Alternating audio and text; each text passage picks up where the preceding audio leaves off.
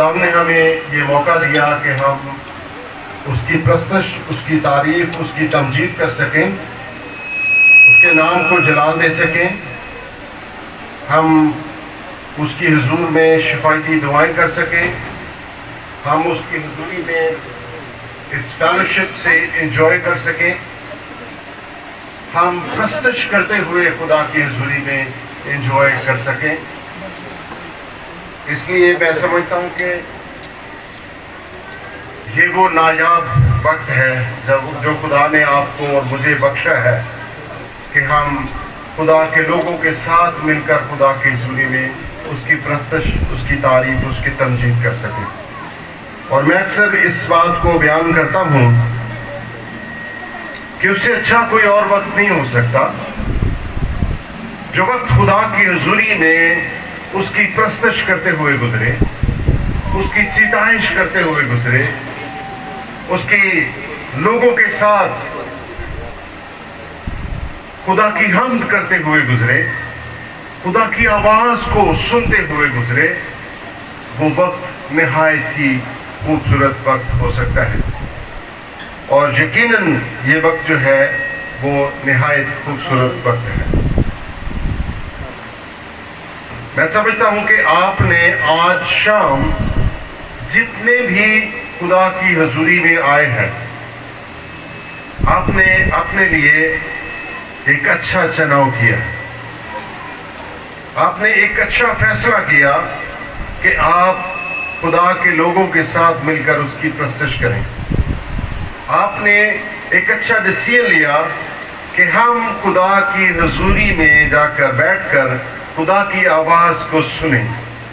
آپ نے یہ ایک اچھا فیصلہ کیا کہ آپ اپنے کاموں سے، اپنی مصروفیات سے نکل کر آپ خدا کی حضوری میں آ کر خدا کے لوگوں کے ساتھ مل کر اس کی پرستش کر سکیں۔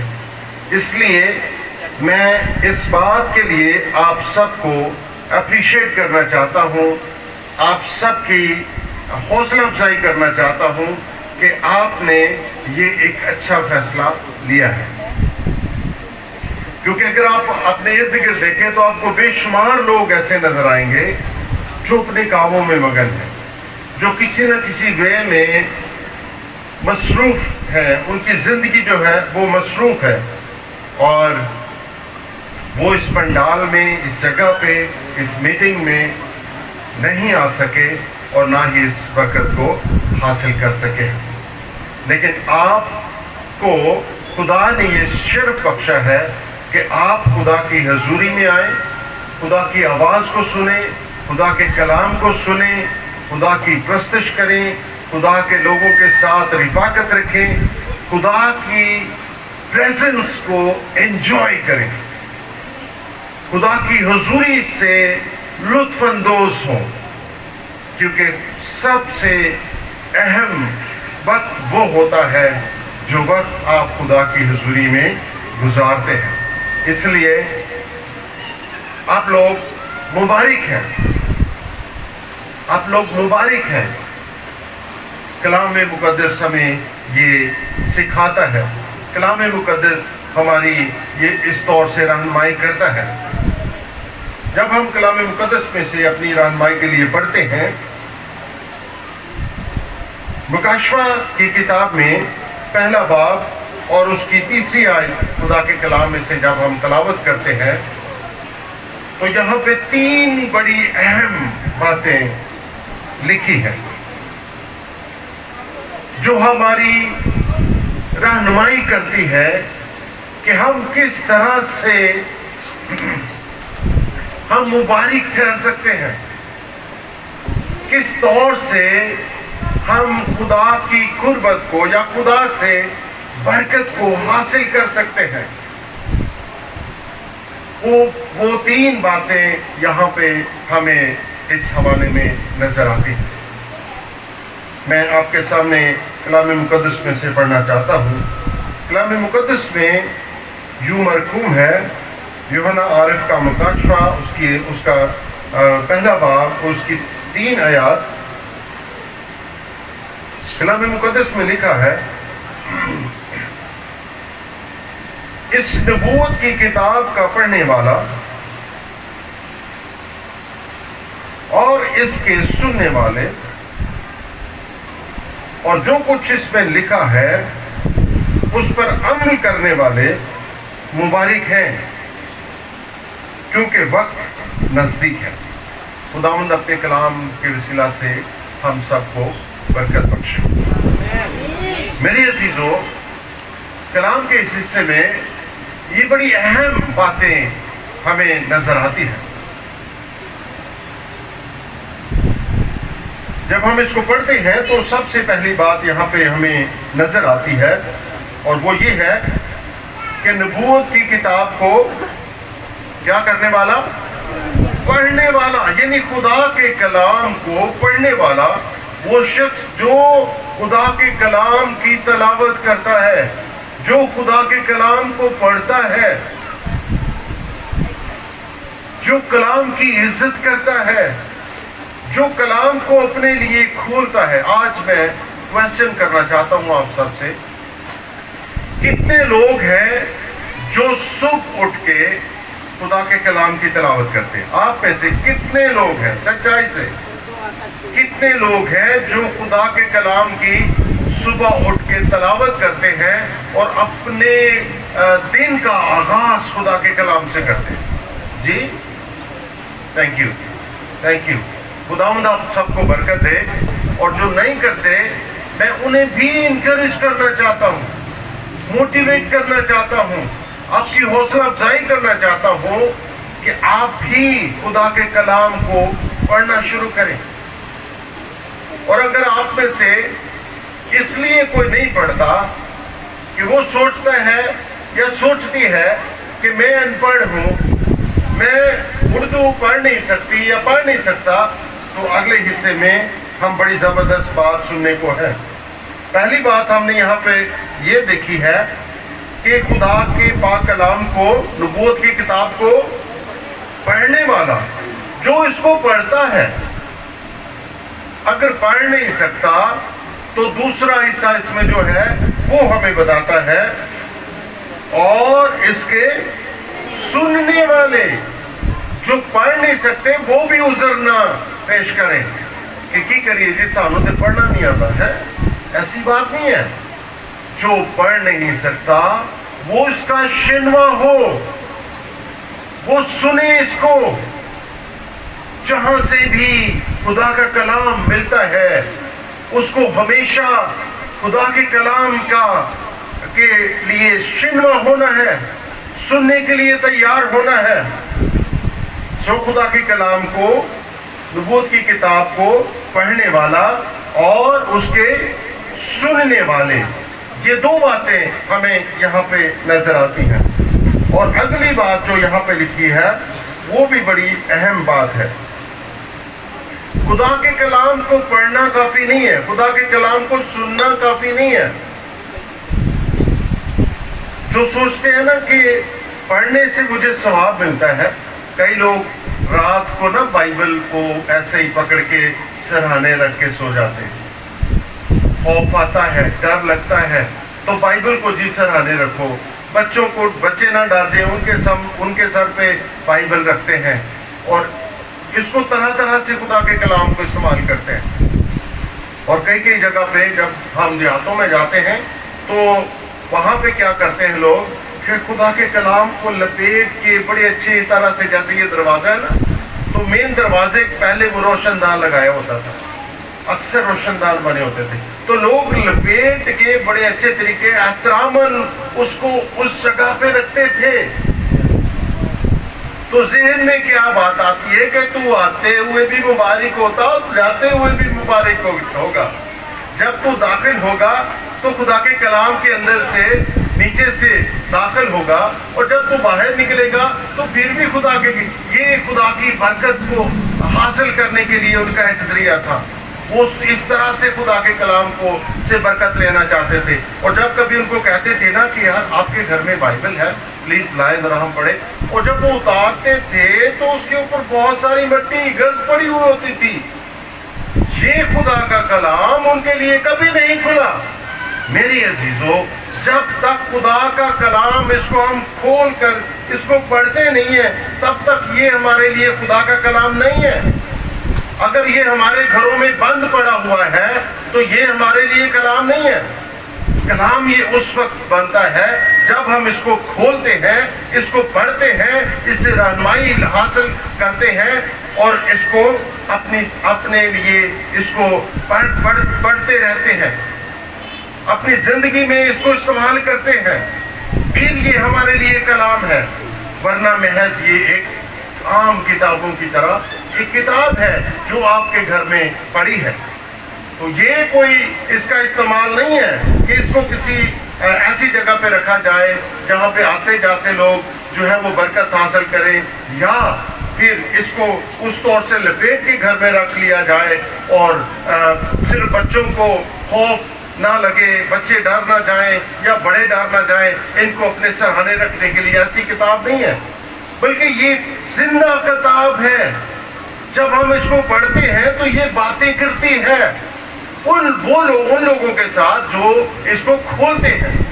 اور یہاں پہ ہم یہ پڑھتے ہیں کہ خدا کا کلام پڑھنے والا اور اس کے سننے والے, پھر اس میں لکھا ہے جو کچھ اس میں لکھا ہے, جو کچھ نبوت کی کتاب میں یعنی خدا کے کلام میں جو کچھ ریٹن میں لکھا ہوا ہے اس کی بات وہ کرتا ہے کہ جو کچھ اس میں لکھا ہے اس سب پر عمل کرنے والا مبارک ہے. وہ شخص مبارک ہے. ایسا شخص مبارک نہیں ہے جو صرف اس کو تلاوت کرتا ہے, پڑھتا ہے یا سنتا ہے, بلکہ یہ تینوں کام اس کی زندگی میں ہونے بڑے ضروری ہیں. اس کا پڑھا جانا, اس کا سنا جانا, اور جو کچھ میں سنتا ہوں, جو کچھ میں پڑھتا ہوں اس پر عمل کروں گا تو پھر میں مبارک ٹھہروں گا, پھر آپ مبارک ٹھہریں گے. یہ خدا کا کلام ہے جو ہماری رہنمائی کرنا چاہتا ہے. اور خدا کا کلام ہی ہمارے لیے واحد ایسا ذریعہ ہے جو ہماری مدد کرتا ہے, جس سے ہم سیکھ سکتے ہیں, جس سے ہم اپنی زندگی میں کامیابی اور کامرانی حاصل کر سکتے ہیں. یشوع کی کتاب کو جب ہم پڑھتے ہیں, پہلا باب اس کی غالباً 8 یا 9 آیت میں کو جب ہم پڑھتے ہیں تو وہاں پہ کیا لکھا ہے؟ وہاں پہ بھی اسی بات کو دہرایا گیا ہے. یشوع سے خدا جب بات کر رہا تھا تو اس وقت خدا نے یشوع سے بات کی اور اسے یہ کہا کہ شریعت کی یہ کتاب تیرے منہ سے نہ ہٹے, تیرے منہ سے نہ ہٹے, بلکہ ہمیشہ یہ تیرے سامنے رہے. شریعت کی یہ کتاب تیرے منہ سے نہ ہٹے, بلکہ دن اور رات تیرا دھیان کس پر ہو؟ اسی کتاب پر. دن اور رات اس کتاب پر تیرا دھیان ہو. جب دن اور رات تیرا اس کتاب پر دھیان ہوگا تو پھر کیا ہوگا؟ پھر جو کچھ اس میں لکھا ہے, جو کچھ تو پڑھتا ہے, جو کچھ تو سمجھتا ہے, اس سب پر تو احتیاط سے عمل کرے گا تو پھر تجھے کیا ہوگی؟ تجھے کیا ہوگی جی؟ اقبال مندی کی راہ نصیب ہوگی اور تو اپنی راہوں میں خوب کامیاب ہوگا. یہ زندگی میں کامیابی کے لیے ایک بہت بڑا کلیہ ہے جو خدا کے کلام میں ہمیں نظر آتا ہے. کلام مقدس کو پڑھنا, اس کو اپنی زندگی میں رکھنا تاکہ بوقت ضرورت یہ کام آ سکے. اگر میں اس کو ضرورت کے وقت اس کو استعمال نہیں کرتا تو پھر اس کا کوئی فائدہ نہیں ہے.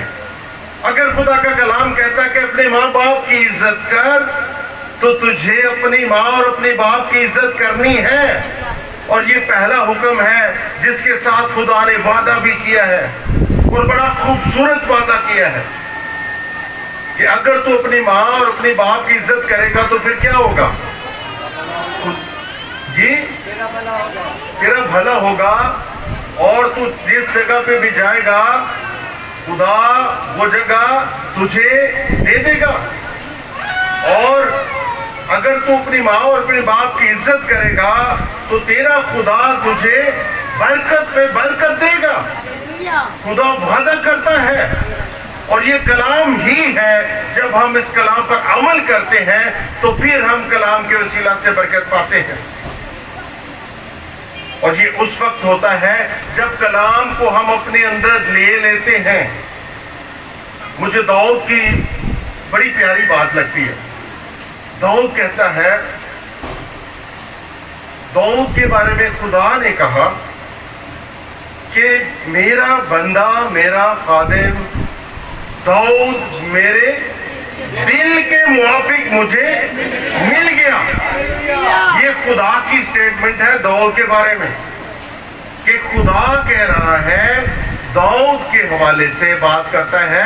وہ کہتا ہے کہ داؤد میرا بندہ میرے دل کے موافق مجھے مل گیا. اب داؤد کی سٹیٹمنٹ سنیں. داؤد کیا کہتا ہے؟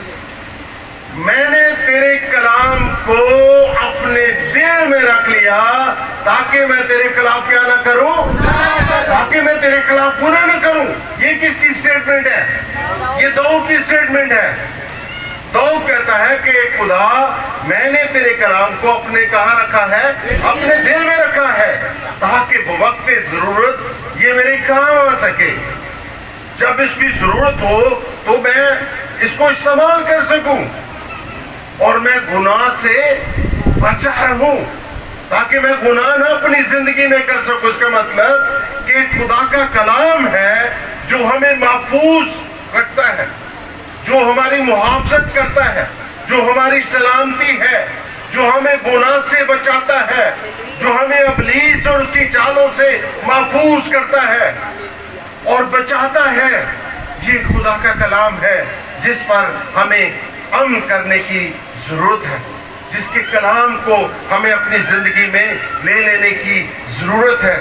اور اسی کلام کو جب ہم اپنی زندگی میں لے لیتے ہیں تو پھر خدا اپنے کلام کے وسیلہ سے ہمیں انڈیویجولی طور پر, ہمیں خاندانی طور پر, ہمیں معاشرتی طور پر, خدا ہمیں جو ہے کلیسیائی طور پر ہمیں اپنی برکات سے نوازتا ہے.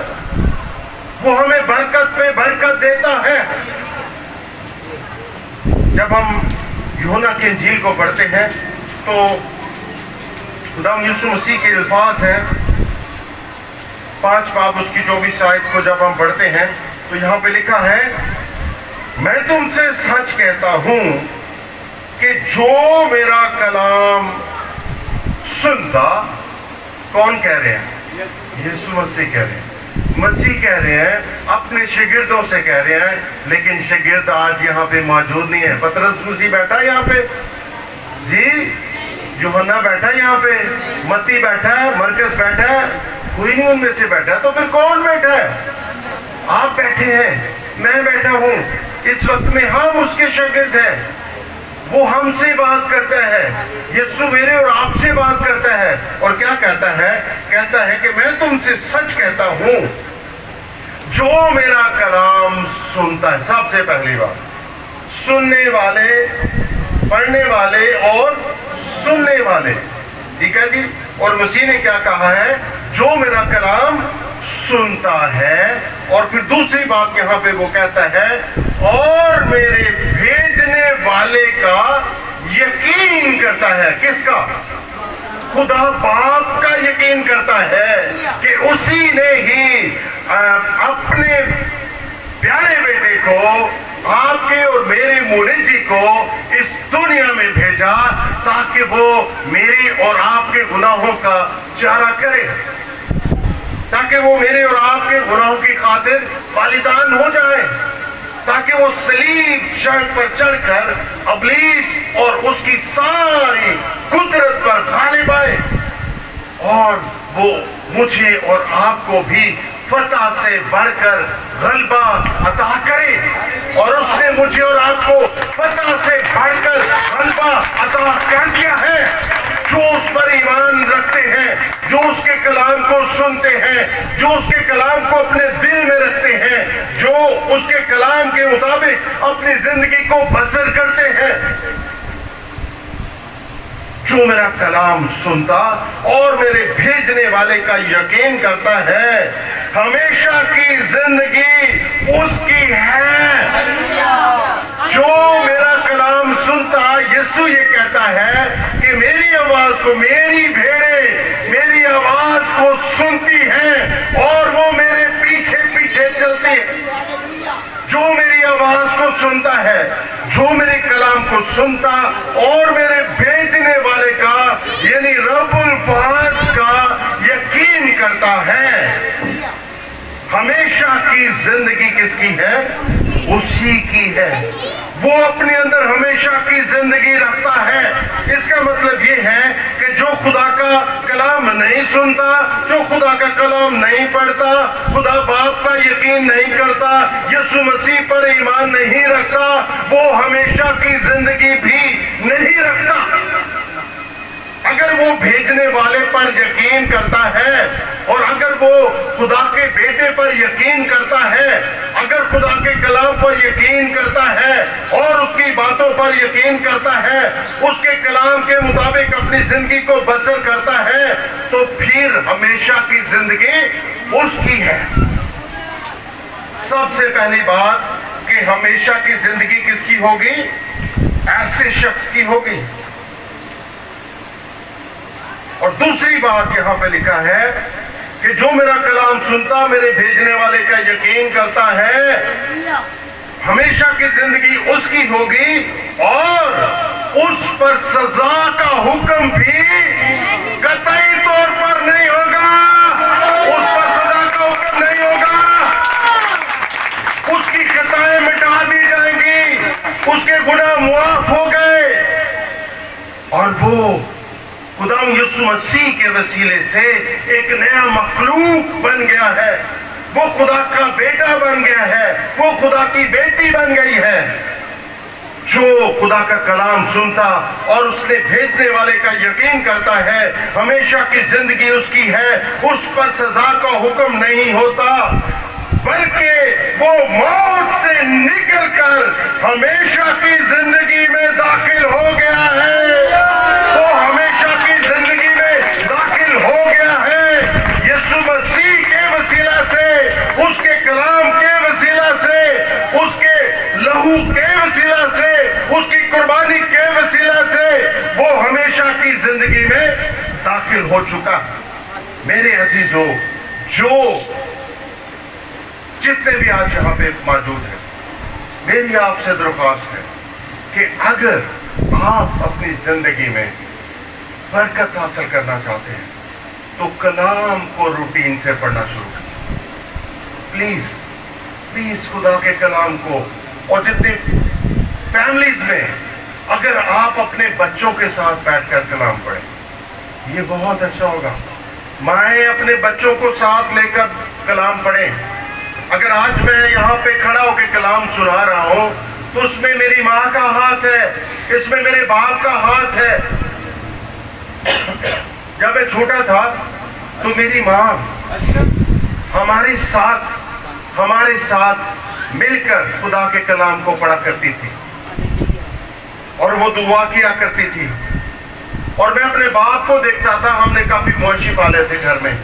मैं अपने बाप को देखता था कि वो सुबह 4 बजे उठ जाता, सुबह 4 बजे उठता था।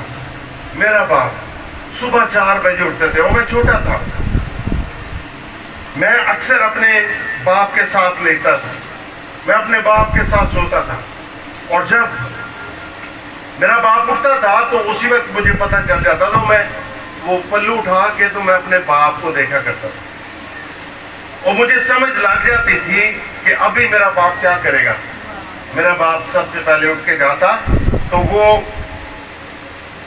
अपना मुंह धोते, मुंह धोने के बाद वो हमारा एक स्टोर होता था जहाँ पे हम कपास, गुड़, राया और इस तरह की अजनास ला के हम उधर रखते थे।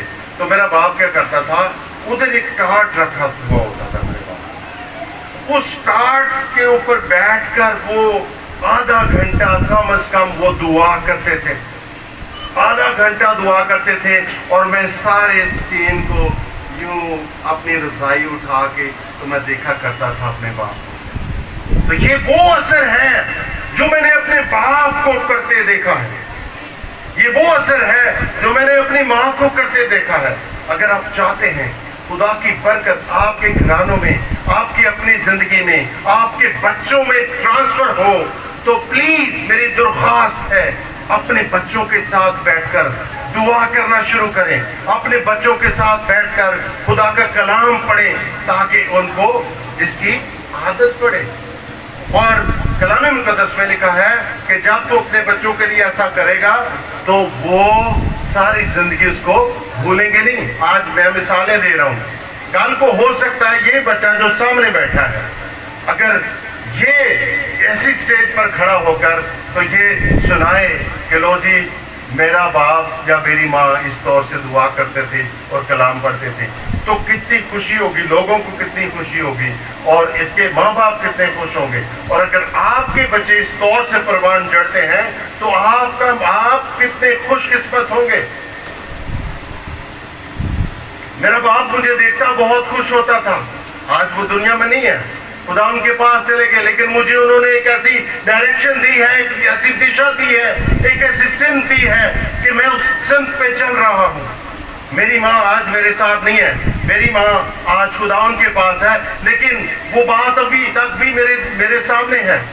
ابھی میری بیوی میرے بچوں کے ساتھ مل کر خدا کا کلام پڑھتی ہے، اور میں بھی صبح سویرے اٹھ کے تو میں خدا کے کلام کی تلاوت کرتا ہوں، دعا کرتا ہوں تاکہ میرے بچے دیکھیں، اور جب خدا کا کلام ان کے سامنے پڑھا جائے گا، ان کے ساتھ پڑھا جائے گا، تو خدا ان کی زندگیوں میں کام کرنا شروع کر دے گا، خدا ان کی زندگیوں میں بہتری لانا شروع کر دے گا۔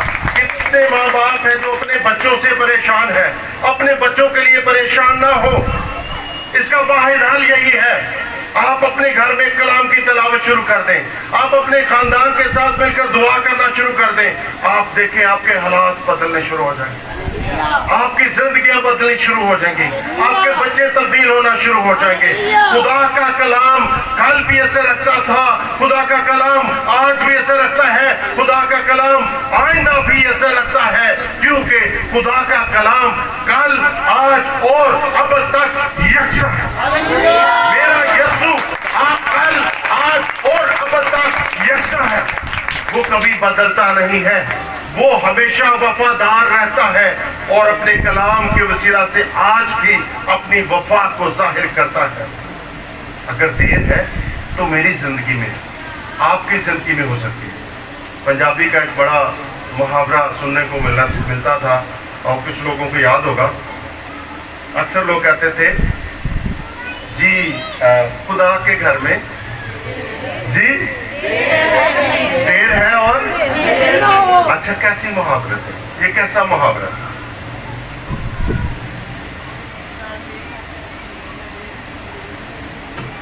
مجھے جب اس کی سمجھ لگی نا تو میں نے بتانا شروع کیا ایسے چرچز میں، میٹنگ کہ خدا کے گھر میں دیر ہے پر اندھیر نہیں۔ کیا خیال ہے؟ خدا کی ذات سراپا نور ہے، ایسا ہی ہے جی، سراپا نور ہے۔ یسوع مسیح دنیا کا نور ہے، جہاں پہ نور ہے کیا وہاں پہ اندھیر ہو سکتا ہے؟ کبھی بھی وہاں پہ اندھیر نہیں ہو سکتا۔ میرا اور آپ کا یسوع جس نے صلیب پر چڑھ کے اپنی باہیں پھیلا دی، ٹھیک ہے، کلام مقدس کی تلاوت کرتے جب زبور کی کتاب کو پڑھتے ہیں تو وہاں پہ لکھا میرا خدا نہ سوتا ہے نہ اونگتا ہے، میرا خدا سونے کا نہیں، میرا خدا اونگنے کا نہیں، میرا خدا دن اور رات جاگتا ہے۔ تو پھر دیر کہاں ہے؟